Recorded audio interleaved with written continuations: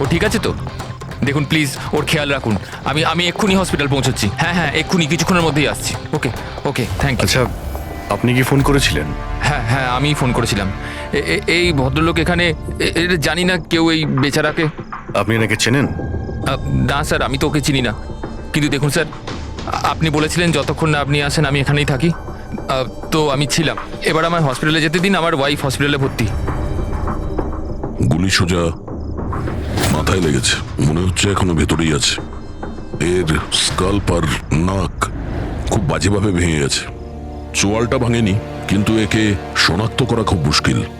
মুখ একদম নষ্ট হয়ে গেছে, ফেসটা রিকনস্ট্রাকশন করতে হবে। স্যার প্লিজ আমাকে হসপিটাল যেতে দিন। দেখুন, সরি, আমরা আপনার অবস্থা বুঝতে পারছি, কিন্তু এখানে কি হয়েছিল সেটা না জেনে আপনাকে যেতে দিতে পারছি না। Please sir. দেখুন, আমি জানি যে আপনি এই লোকটাকে চেনেন না, কিন্তু এর মৃত্যু আপনার কম্পাউন্ডে, আপনার বাড়িতেই হয়েছে। এটা কোনো কোইন্সিডেন্স তো হতে পারে না, কিছু তো ব্যাপার আছে। দেখো তো আশেপাশে কোনো বন্দুক পাও কিনা। স্যার,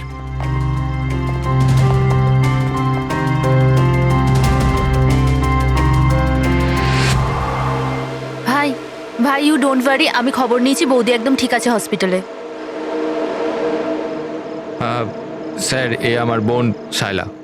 রিসেপশনের পুরো ফাংশনটা এই অর্গানাইজ করেছিল। হ্যাঁ স্যার, আমরা সবাই ফাংশনে বিজি ছিলাম, তখনই গুলি চালানোর আওয়াজ শুনতে পেলাম আমরা। তার আগে কি কি হয়েছিল আমি আপনাকে বলছি। স্যার, 2 দিন আগেই আমার বিয়ে হয়েছে মল্লিকার সাথে, আর আজকে ছিল রিসেপশন। সবকিছু ঠিকঠাক চলছিল। মল্লিকা আমার সকল বন্ধুদের সাথে, সব কালিগদের সাথে আলাপ করছিল। হ্যাঁ, কিছু লোক ছিল যাদের মল্লিকাকে নিয়ে প্রবলেম হচ্ছিল, কারণ ওরা ভাবছিল মল্লিকা আমার স্টেটাসের সমান নয়। বেদান্ত এই মেয়েটাকে বিয়ে করেছে, আর কোনো মেয়ে পেল না? কমসে কম কোনো নিজের স্ট্যাটাসের মেয়েকে নিয়ে আসতো। জানি না কোন বস্তি থেকে নিয়ে এসেছে একে। আই এম শিওর যে এই একে ফাঁসিয়েছে। কিন্তু আমার এইসব কথায় না তো কোনো সমস্যা হয়েছে, না তো হবে। হঠাৎ আমি দুজনকে পার্টিতে আসতে দেখলাম, একটা লোক এবং একজন মহিলা, হাতে ক্যামেরা, গলায় আইডি কার্ড। আমি ভাবলাম হবে হয়তো কোনো রিপোর্টার। তারপর মল্লিকার সাথে কথা বলা শুরু করলো। কে জানে কি জিজ্ঞেস করছিল ওকে, কিন্তু মল্লিকা ওদের কথা শুনে যেন বিচলিত হচ্ছিল। ও ভেতরে চলে গেল। আমি ভাবলাম আমি গিয়ে ওকে আটকাই। আমি রিপোর্টারগুলোর পিছু নিতেই যাচ্ছিলাম কি কেউ একজন আমায় ডাকলো। ওর কয়েক মিনিট বাদেই গুলি চলার আওয়াজটা এলো, আর আমরা সবাই ছুটে বাইরে বেরিয়ে এলাম। আপনারা পিছনে থাকুন, পেছনে সরে দাঁড়ান। সরুন সরুন। আর তারপরেই আমি আপনাকে ফোন করলাম, আর মল্লিকাকে হসপিটাল নিয়ে যাওয়া হলো। আচ্ছা, ওই যে দুটো রিপোর্টার এসেছিল পার্টিতে, ওরা কি কথা বলছিল কিছু শুনেছো তোমরা? আগে না স্যার। আগে হ্যাঁ, আমি শুনেছিলাম কথা বলতে। আমি তো এখানেই দাঁড়িয়েছিলাম, আমার বন্ধুর সাথে কথা বলছিলাম। রিপোর্টারের নাম পামেলা আর করণ, আর ওরা বম্বে ক্রনিকল টাইমসের ছিল। গুড, এ তো খুব ভালো কথা। আর কিছু শুনেছিলেন? আপনার সঙ্গে কোনো কথা বলেছিল ওরা? না না, ওরা মালিকাকে জানি না কেমন অদ্ভুত অদ্ভুত প্রশ্ন করছিল। তুমি কখনো বোট ব্লাস্টের ব্যাপারে শুনেছো? তুমি নিশ্চয়ই বোটে বন্দুক সহ একজন মানুষকে দেখেছো। নো প্রবলেম, আমি নিজেই খুঁজে নেব। বেচারি মালিকা খুব ঘাবড়ে গেছিল আর ভেতরে চলে গেল, আর কিছুক্ষণ পরে গুলির আওয়াজ পাওয়া গেল। এরকম পাগল রিপোর্টার আমরা অনেক দেখেছি, আর আপনারাও খুব ভালোভাবে জানেন যে কোনো কারণ ছাড়া কোনো রিপোর্টার এরকম ফালতু প্রশ্ন করবে না। তো তোমার কি মনে হচ্ছে ওরা দুজন কোনো রিপোর্টার ছিল না? হতে পারে।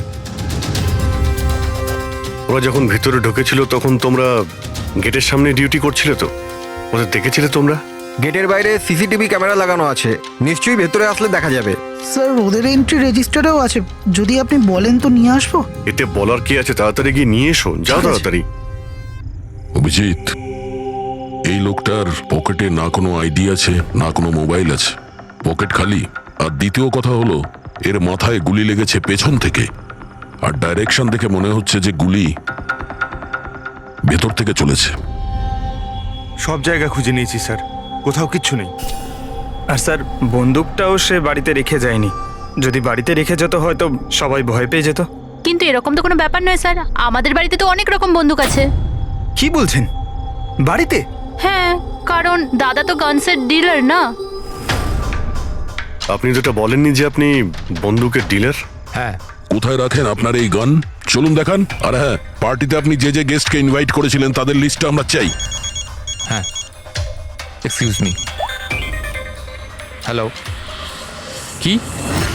হ্যাঁ হ্যাঁ, আমি আমি আমি এক্ষুনি আসছি। ঠিক আছে, আমি আসছি। আমরাও যাব আপনার সাথে আপনার ওয়াইফের সঙ্গে দেখা করতে। হতে পারে এই খুনের সঙ্গে তার অজ্ঞান হয়ে যাওয়ার কোনো না কোনো রিলেশন আছে।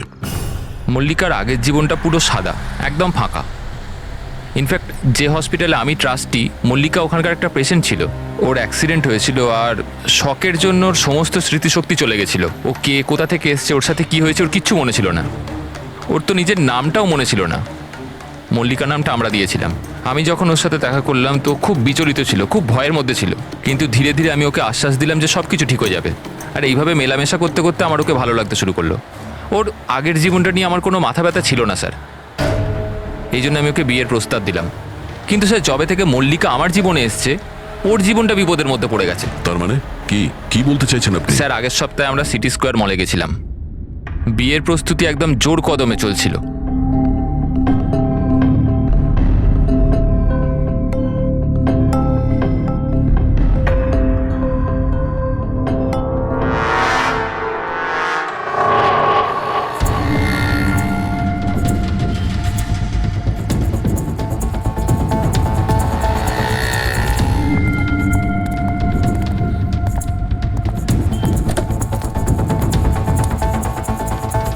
ম্যাডাম, মনে হচ্ছে আমি আপনাকে আগে কোথাও দেখেছি। আমায়? চিনতে পারলেন না আমাকে? না, আমি চিনি না আপনাকে। কি বলছেন চিনতে পারলেন না? এই দেখুন পোড়া মুখ, বোট, কিছু মনে পড়ছে না আপনার? না, সরি, আমি আপনাকে চিনি না। কি বলছেন আপনি চিনতে পারছেন না? আমি জানি তো আপনি দিয়া ম্যাডাম, তাই না? আপনার কিছু ভুল হচ্ছে। আমার নাম মল্লিকা। আরে আপনি দিয়া ম্যাডাম তো। বোটে আপনি এসেছিলেন আপনার জন্মদিন পালন করতে, মনে নেই? না। নেই কি করে? আপনি মনে করুন। আরে আমার হাত- এই দেখুন আমার পোড়া বেরান মুখ। তো। হাত ছাড়ুন। আমার কোনো ভুল হতেই পারে না। আপনি চিনতে এই, পারছেন না আমাকে? ছাড়ো গে, আমি ছাড়ো চিনি গে। না আপনাকে। হাত দিচ্ছিস কেন কি গায়ে? বলছেন কি? উনি তো আমাকে চেনেন, দিয়া ম্যাডাম। এনার জন্যই আমার মুখটা পুড়ে গেছে, এখন আমাকে চিনতেই অস্বীকার করছে। তুই এখান থেকে বেরো, না হলে কিন্তু আমি পুলিশকে ডাকবো। আরে পুলিশ! আরে পুলিশ! এই, দাঁড়া, দাঁড়া। পুলিশকে ডাকবে ও। কিছু হয়নি। It's all right. চলো চলো, তুমি গাড়িতে বসো। সেই লোকটা আর কোনোদিন সামনে এসেছিল? না স্যার, কিন্তু ওর দুদিন পরে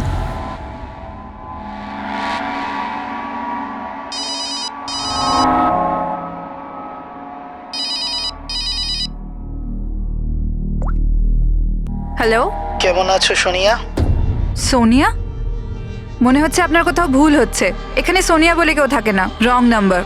থাকে, আমি জানি। আমি ওর সাথেই তো কথা বলছি। আর খুব তাড়াতাড়ি আমি তোমার কাছে আসব, তোমার কাছে, তোমাকে মারার জন্য। বেদান্ত, তোমার এই ঘরে যে লোকটা মারা গেছে তার সঙ্গে এর নিশ্চয়ই কোনো সম্পর্ক আছে। হতে পারে ও তোমার ওয়াইফকে মারতে এসেছিল কিংবা হুমকি দিতে এসেছিল। কিন্তু একটা কথা সত্যি যে এটা সেই লোক না যার মুখে ক্ষত ছিল।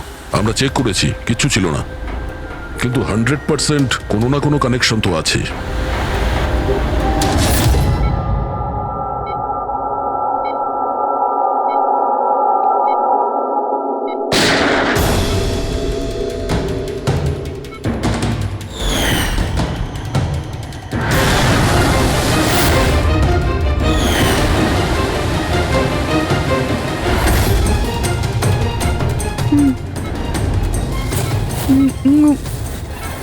গুলি, গুলি, না না না,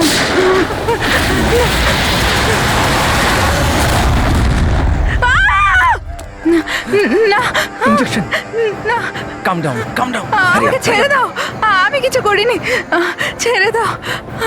Mallika, are you all right? Relax, তুমি হসপিটালে আছো, একদম সেফ আছো। মল্লিকা, কেমন আছো তুমি? হ্যাঁ, ও গড, কেমন, ঠিক আছো তো তুমি? ঠিক আছো?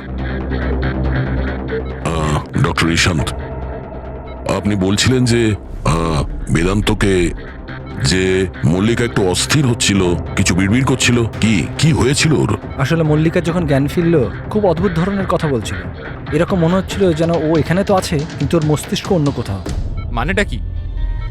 এরকম মনে হচ্ছিল যেন ও কোনো পুরনো ঘটনার কথা মনে করছিল। ওর অবচেতন মন যেন ওই ঘটনাটাই দেখছে। মল্লিকা, দেখো, ঘাবড়িও না, কিচ্ছু হবে না তোমার। তুমি কি দেখেছো বলো, কি শুনেছো? গুলির আওয়াজে আমার চোখ খুলল। যখন যখন আমি চোখ খুললাম তো আমি অদ্ভুত অদ্ভুত জিনিস দেখছিলাম। একটা বোট আর আর আর একটা লোক ওই লোকটার হাতে একটা বন্দুক ছিল। আর বন্দুকটা আমার দিকে তাক করে আর আর ওই ব্লাস্ট হয়ে গেল। ওই ব্লাস্ট।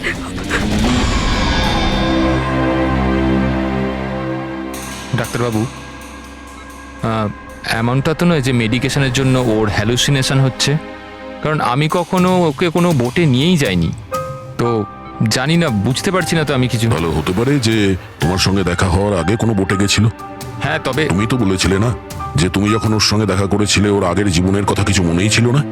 এক্স্যাক্টলি, এরকম মনে হচ্ছিল যেন ওর কোনো পুরনো ঘটনা বা ওর জীবনের কোনো মুহূর্ত ওর মস্তিষ্কে নাড়া দিচ্ছে।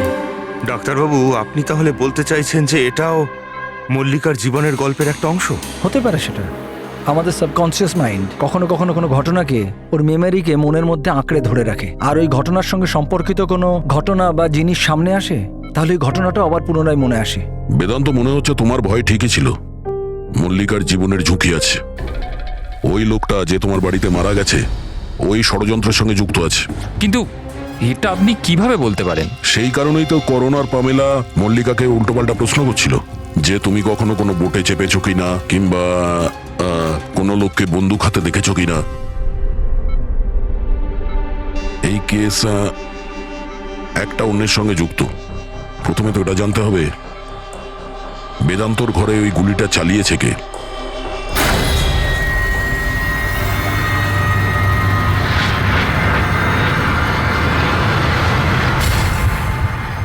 স্যার, এগুলো লিগ্যাল ডকুমেন্ট আর লাইসেন্স সব আমাদের কাছে আছে। আচ্ছা, এখানে এই রুমে কারা কারা আসতে পারে? এখানে বেদান্ত স্যার, মল্লিকা বৌদি আর শায়লা ম্যাডাম ওনার বন্ধু আসতে পারে। অদ্ভুত তো, এখানে তো সবাই আসতে পারে। অনেকে এখানে আসতো, তার মানে তো যে কেউ বন্দুক নিয়ে এখান থেকে ইউজ করতে পারে। স্যার, হ্যাঁ স্যার, এরা দুজন রিপোর্টার সেজে এসেছিল। সিসিটিভি ফুটেজে ধরা পড়েছে। মিডিয়া অফিসগুলো থেকে খোঁজ নিয়ে জানতে পারলাম যে এরা কোনো অফিসেই কাজ করে না। নকল রিপোর্টার?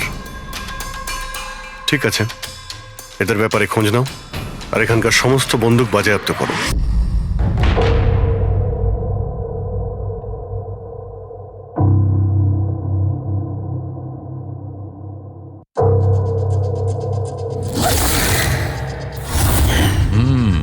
থ্যাংক গড এর চোয়ালের হাড়গুলো আর চিক বোনটা ঠিক আছে, নাহলে মুখটা তৈরি করা খুব মুশকিল হয়ে যেত। বেশিরভাগ খলিটা তো ভেঙে চৌচির হয়ে গেছে। যাই হোক, এই হাড়গুলো দিয়ে তো মুখটা বানানো যেতে পারে।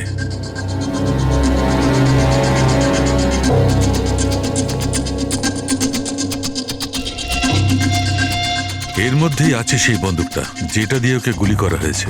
জানতে হবে প্রথমে এর মুখটা তো আগে তৈরি করি।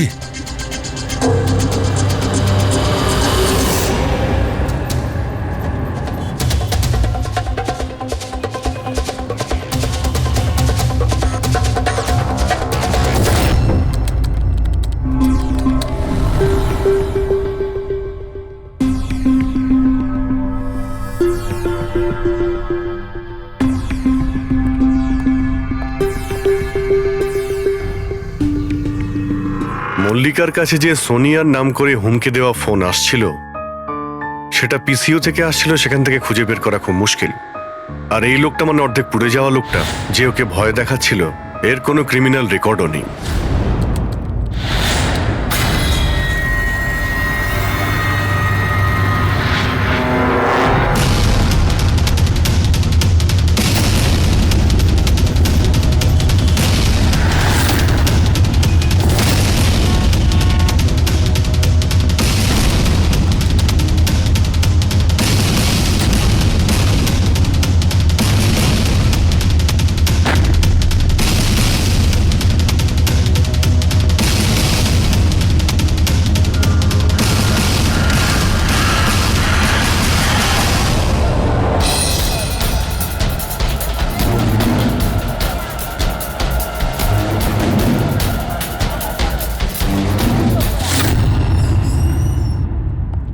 শুনুন, আগে বলুন। দেখুন আমরা সিআইডি থেকে আসছি। সিআইডি? আমি আপনার কি হেল্প করতে পারি? এক মিনিট, একবার এই ফটোটা দেখুন। এরা কি কোনোদিন আপনার কাছ থেকে ক্যামেরা আর মাইক ভাড়া করে নিয়ে গেছিল এই 48 ঘন্টার ভেতরে? এক মিনিট দাঁড়ান, আমি চেক করে আপনাদের বলছি। আমি এক্ষুনি আসছি।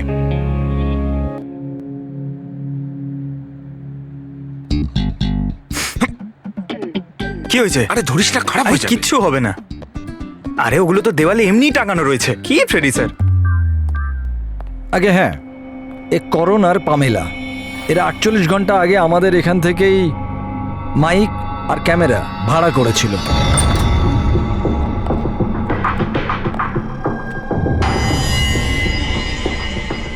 আপনারা কি জানেন মল্লিকার জীবনের ব্যাপারে? সত্যি কথা বলুন। স্যার, আমি আর আমার স্ত্রী থিয়েটার অ্যাক্টার্স।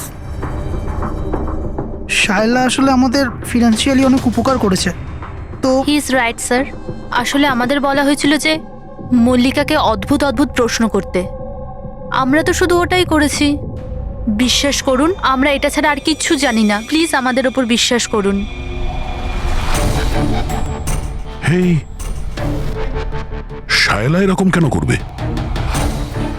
এমন কিছু তো আছে মল্লিকার গত জীবনের ব্যাপারে যে ওই মেয়েটা জানে আর আমাদের কাছে লুকোচ্ছে।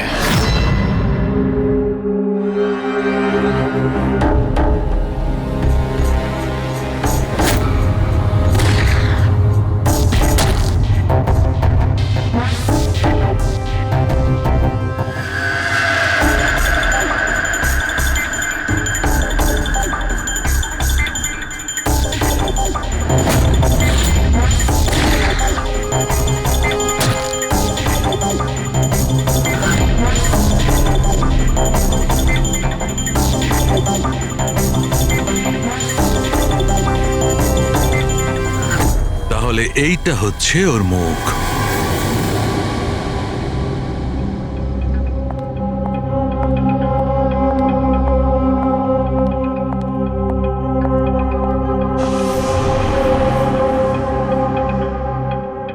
আপনারা এখানে?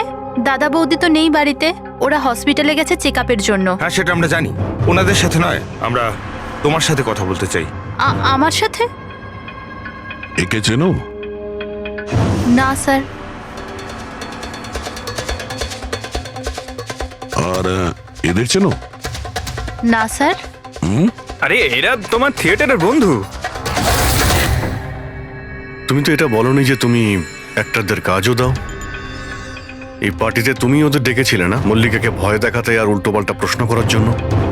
এবার তাড়াতাড়ি বলে দাও, এসব তুমি কেন করেছিলে? কি জানো তুমি মল্লিকার ব্যাপারে? হ্যাঁ, ওর আগের জীবনের ব্যাপারে? আর সেই লোকটার ব্যাপারেও যার মৃত্যু তোমাদের বাড়িতে হয়েছে। আমি কিচ্ছু জানি না। মানে বলতে চাইছি, আমি মল্লিকার ব্যাপারে কিচ্ছু জানি না।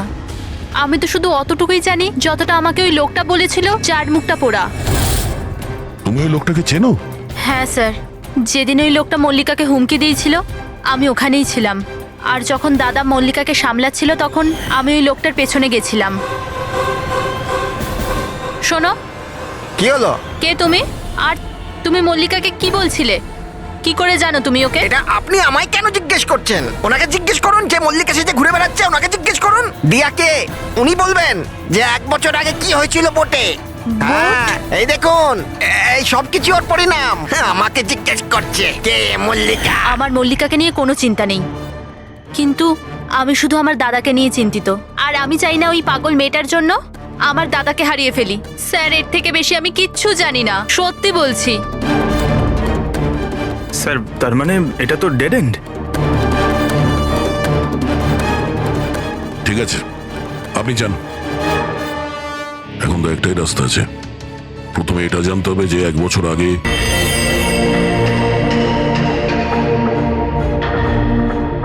এমন যতগুলো কেস হয়েছে সব কটা দেখো 10 মাস থেকে 1 বছরের মধ্যে। এই সময় বেদান্তর সঙ্গে মল্লিকার দেখা হয়েছিল হসপিটালে। ওকে? Yes sir. একবার যদি বোটে ব্লাস্টের ব্যাপারটা পরিষ্কার হয়ে যায় তাহলেই তদন্ত এগোনো যাবে। স্যার, হ্যাঁ, পেয়ে গেছি। এই দেখুন, 2016 নভেম্বরে একটা বোট ব্লাস্ট হয়েছিল কেরালায়। স্যার ওই বোটে 4 জন ছিল, হাজব্যান্ড ওয়াইফ, ওনাদের মেয়ে দিয়া, আর ওই বোটের মাঝি। বম ব্লাস্টের জন্য স্যার সবাই মারা গেছিল, শুধু ওই মাঝি ছাড়া। স্যার, এ তো মল্লিকা। মল্লিকা, দিয়া, এর ফ্যামিলিতে আর কে কে আছে? স্যার মাথুর ফ্যামিলিতে 4 জন মেম্বার, হাজব্যান্ড ওয়াইফ, ওদের মেয়ে দিয়া, আর ওর ভাই রতন। 1 মিনিট স্যার, এই যে এটা ওর ফটো, রতনের। এটা তো সেই লোকটা যার মৃত্যুটা গুলি লেগে হয়েছে বেদান্তর বাড়িতে। কিন্তু স্যার, গুলিটা মারলো কে? এখন এই সব প্রশ্নের উত্তর কেরালাতে গেলেই জানতে পারা যাবে।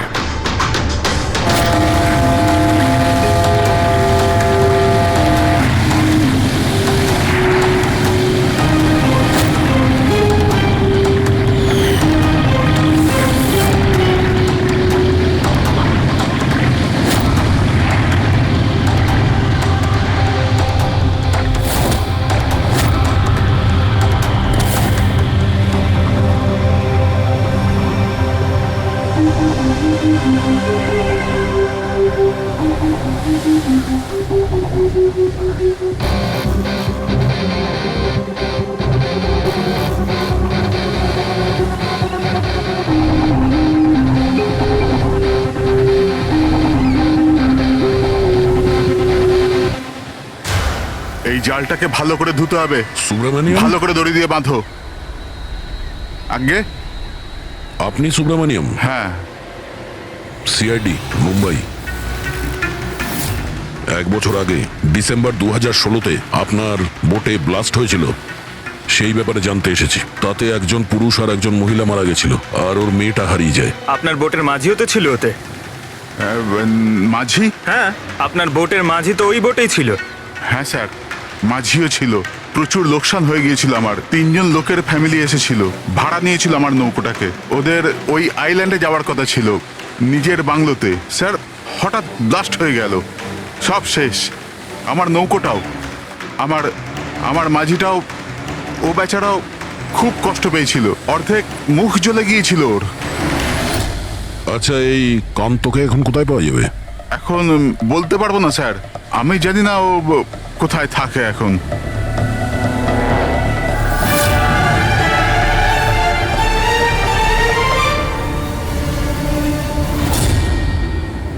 ইশারা কাকে করছিলেন? ইশারা? হ্যাঁ? ও স্যার, কে ওদিকে? স্যার, আমার স্যার।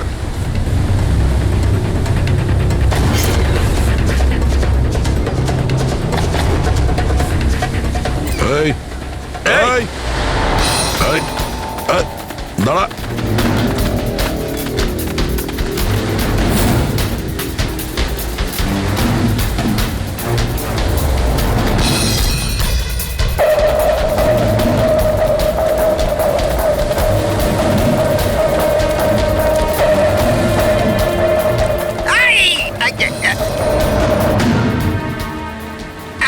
ছেড়ে দিন আমায়, ছেড়ে দিন আমায়, মুখটা ছেড়ে তো দিন। দেখা। তুমি, হ্যাঁ, তুমি মল্লিকাকে মারতে চেয়েছিলে, হ্যাঁ, আর রতনকে মারার জন্য বেদান্ত ম্যানসনে ঢুকে গেছিলে, তাই তো? এই, আবার যাবো। আর ওখান থেকে পালিয়ে এখানে চলে এসছো লুকানোর জন্য? না কেন করেছো তুমি এটা, বলো? না না স্যার, আমি কাউকে খুন করিনি। আমি লুকোনোর জন্য পালাচ্ছি না, আমার প্রাণ বাঁচানোর জন্য পালাচ্ছিলাম। আচ্ছা, রতন মরে যাওয়ার পর আমাকে এখানে আসতেই হলো। আপনারা এখনো বুঝতে পারলেন না? ওই মল্লিকা পুরোপুরি পাগল। ও মল্লিকা বিপদে নেই, দিয়া নিজেই বিপদ। কি বাজে কথা বলছো? হ্যাঁ, ওই বেচারি তো অসুস্থ, আর তুমি ওকে সবসময় বিরক্ত করছিলে। না স্যার, ওই মেয়েটা আপনাদের বোকা বানাচ্ছে। বোটে কি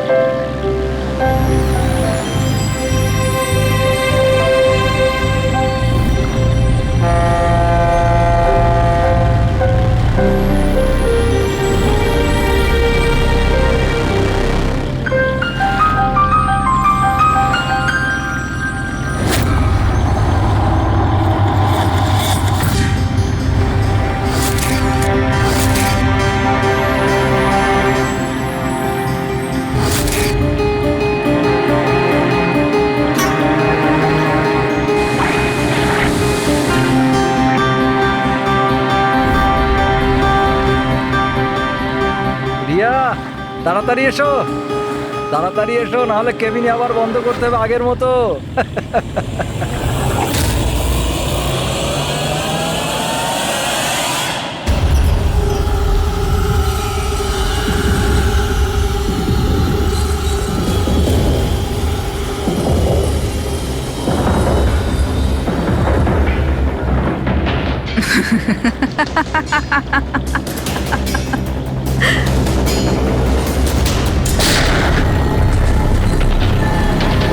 এটা আপনি কি করলেন? নিজের বাবা মাকে মেরে ফেললেন। দিয়া ম্যাডাম, এটা আপনি কি করলেন?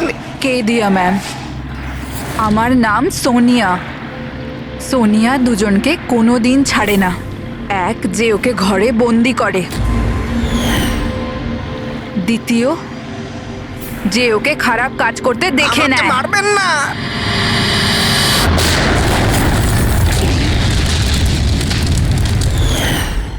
আমি তো বেঁচে গেলাম, কিন্তু বোটটা জ্বলে যাওয়ায় আমার মুখটাই জ্বলে গেল। তারপর আমি রতনের সাথে দেখা করতে যাই, যে এই বোটের বুকিং করেছিল।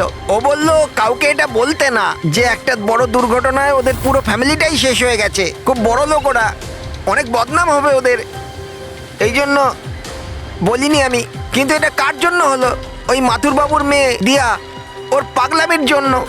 পাগলামো? হ্যাঁ, দিয়া, যাকে আপনারা মল্লিকা ভাবেন না, ওর দ্বিতীয় রূপ সোনিয়া। ওর ভেতরে একটা ভয়ঙ্কর পাগল খুনি বাস করছে। স্যার, তার মানে স্প্লিট পার্সোনালিটি? যদি এ সত্যি কথাই বলে, তাহলে তো আমাদের আগে এটা জানতে হবে যে দিয়ার ভেতরে সোনিয়া ও রতনের খুন করেছে কিনা। আর যদি করে থাকে, তাহলে দিয়ার ভেতরে সোনিয়াকে যে কোনোভাবেই জাগাতে হবে।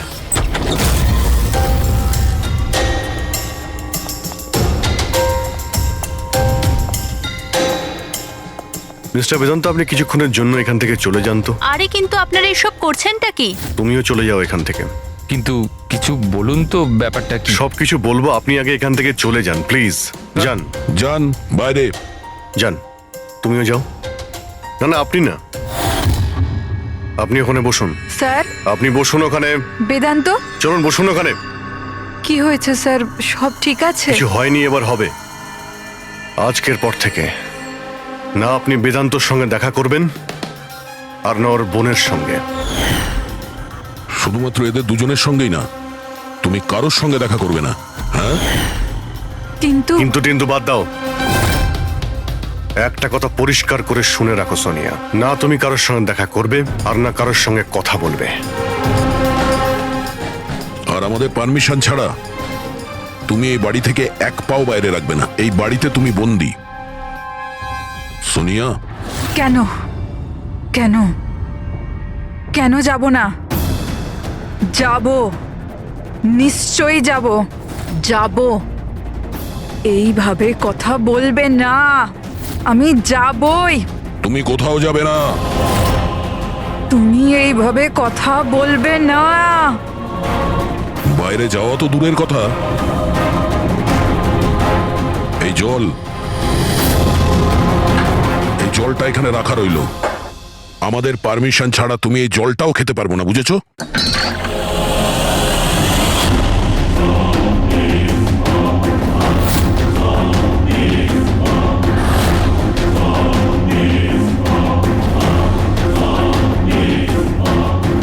তুই আটকাবি আমাকে, নাকি তুই সোনিয়া নিজের ইচ্ছার মালিক? সোনিয়াকে কেউ আটকাতে পারবে না, সোনিয়াকে কেউ আটকাতে পারবে না।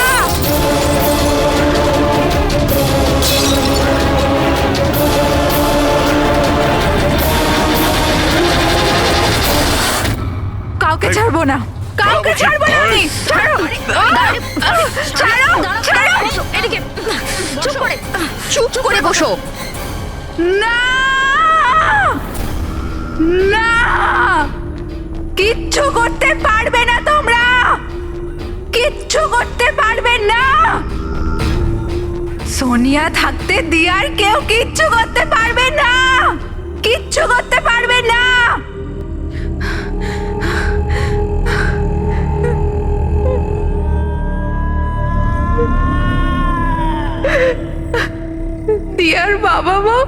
এরকমই করেছিল। দিয়াকে ঘরে বন্ধ করে দিত, কেউ এলেও দিয়া একাই বসে থাকতো, কেউ আসতো না। মেরে ফেলেছি আমি দিয়ার বাবা মাকে। তোমাদেরও মেরে দেব, তোমাদের সবাইকে মেরে দেব। কে তুমি? তোমার আসল পরিচয় কি?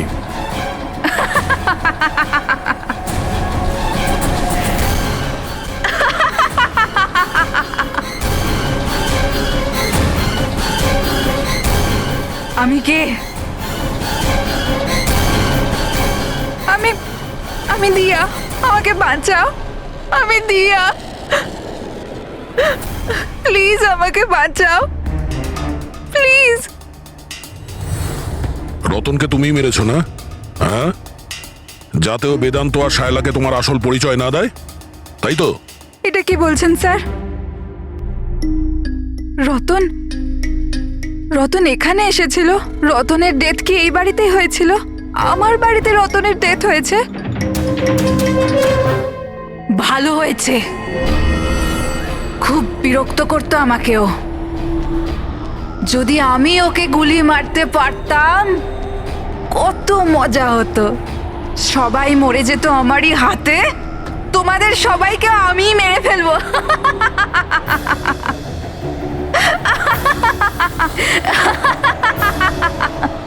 খোলো আমাকে, আমি বলে দিচ্ছি, আমাকে খুলে দাও, না হলে তোমাদের সবাইকে মেরে ফেলবো।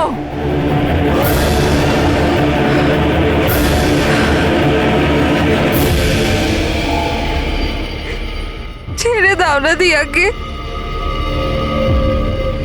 প্লিজ প্লিজ আমায় ছেড়ে দাও। আমি কিচ্ছু জানি না।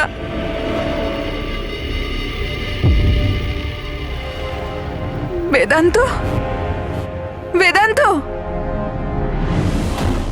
বেদান্ত, তুমি কোথায় গেলে? বেদান্ত কোথায়? প্লিজ আমাকে এখান থেকে নিয়ে যাও।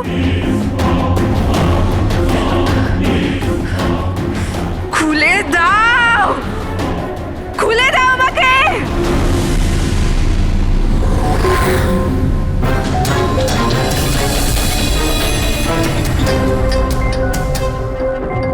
এই হচ্ছে সেই বন্দুক যেটা থেকে গুলি করা হয়েছে। এবার অভিজিৎ, তুমি এক কাজ করো, এই বন্দুকটা নাও, আর ওই সেকেন্ড ফ্লোরে যে উইন্ডোটা আছে ওখানে গিয়ে একে গুলি করো। ওখান থেকে? কাম অন, গো। আরে স্যার, এটা 9mm বন্দুক। যদি আমি জানালা থেকে দাঁড়িয়েও এই ডামিকে গুলি করি, তাহলে গুলিটা ডামি পর্যন্ত পৌঁছানোর আগেই নিচে পড়ে যাবে। রেঞ্জ খুবই কম হয়, এর গুলি লাগবেই না। আচ্ছা, ওর গুলিটা লাগবেই না। ওকে, এর গুলিটা যদি ওখান থেকে না লাগে তাহলে দয়া তুমি এক কাজ করো, তুমি এখান থেকে 7-8 ফুট দূর থেকে একে গুলি করো। Come on.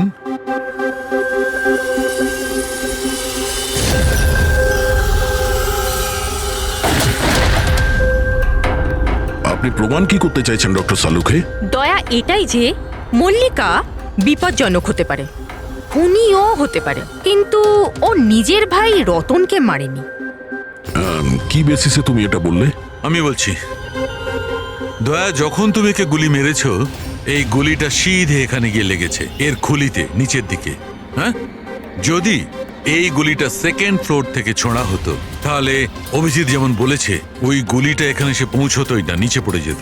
আর মনে করো যদি ওটা খুব পাওয়ারফুল গান হয়, গুলি একে লেগেও যায়, তাহলে গুলিটা এর ওপর থেকে নিচের দিকে লাগতো, কারণ গুলিটা এইভাবে আসতো এই ওপর থেকে নিচের দিকে। কিন্তু আমি যে ক্ষতটা পেয়েছি ওটা একদম সিধে গেছে, সিধে। সেই জন্য মল্লিকা এই গুলিটা চালায়নি। স্যার, কিন্তু যদি মল্লিকা গুলি না চালায় তাহলে কে চালালো? এই গুলিটা যেই চালিয়ে থাকুক, ও এখানেই ছিল, এই গ্রাউন্ড ফ্লোরে, এরই আশেপাশে। তার মানে স্যার, ও পার্টিতে উপস্থিত ছিল। আর যখন পার্টিতে ছিল তাহলে পার্টির জামা কাপড় পরেছিল। আর যদিও গুলি চালিয়েই থাকে তাহলে ওর কাপড়ে গান পাউডারও থাকবে। কারেক্ট। বেদান্তর বন্ধু মল্লিকা আর ওর ননদ আর ওই যে দুজন নকল রিপোর্টার ছিল না, ওদের সবার ড্রেস নিয়ে আসো, ওদের না জানিয়ে।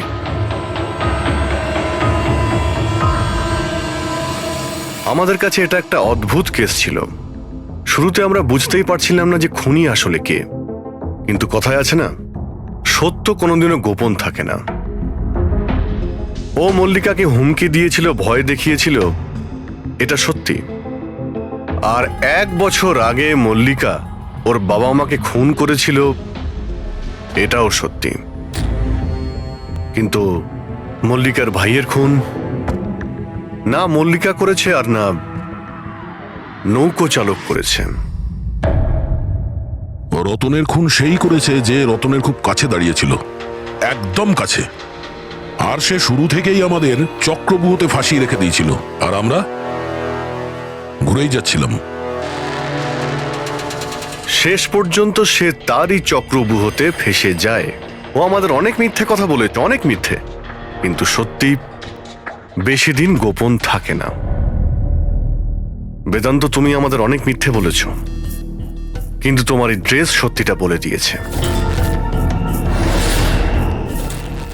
আমরা তোমার জামার থেকে গান পাউডার পেয়েছি।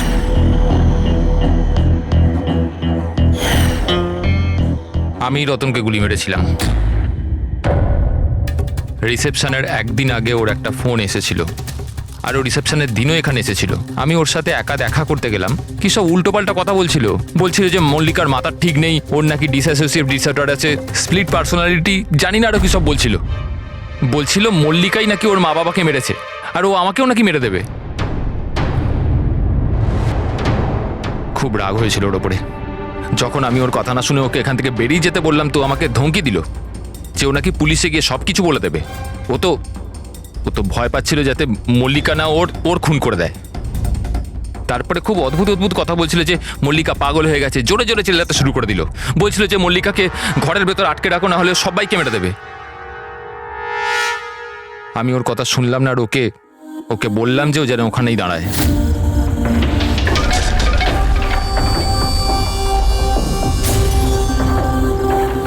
ওকে আমি নিজের প্রাণের থেকেও বেশি ভালোবাসি। আর ওই রতন, আরে এই রতন ওকে পাগল বলছিল, ওকে জেলে পাঠাতে চাইছিল। সবকিছু শেষ হয়ে যেত, মল্লিকার জীবন, আমার ইমেজ, এই সব কিছু শেষ হয়ে যেত। সেটা তো মিস্টার বেদান্ত ধরে নাও শেষ হয়েই গিয়েছে। আর তুমি এটা কি করে ভাবলে যে তুমি কারো খুন করে দেবে আর তোমার জীবন আর ইমেজ ঠিক থাকবে? হ্যাঁ, মল্লিকা ওরফে দিয়া এই অপরাধ অজান্তে করেছে, সজ্ঞানে করেনি। কিন্তু তুমি সবকিছু জেনে এই অপরাধ করেছ, সেই জন্য